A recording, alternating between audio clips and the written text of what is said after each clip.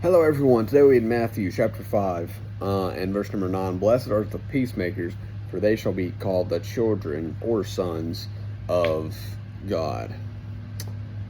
So, the peacemakers, we often think of that as someone, stepping between two sides fighting, right? And that absolutely is something that we should do if we can.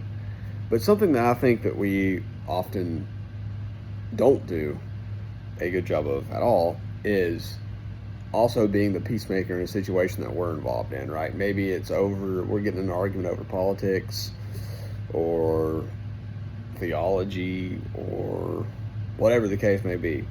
And sometimes we need to just take a step back and be the peacemaker. Now, that's not saying that we should stop telling people about Jesus Christ because that's being the peacemaker and all that. I'm not saying that, and I don't want that to be heard. But there are times, and the Holy Spirit will give you that discernment if you pray for it and listen for it. Where there are times you just have to take a step back and be the peacemaker in a situation, right? And so I really encourage you. In the world that we live in, there's not a whole lot of peacemaking going on. There's a lot of war making. Especially, like I mentioned just a little early on, the politics stuff. Right now, politics are crazy in the world we live in today. And so, as Christians, yes, we can be involved in politics and need to be involved in politics at times. But we also need to make sure that we're not causing wars that aren't necessary. Instead, look for peace opportunities.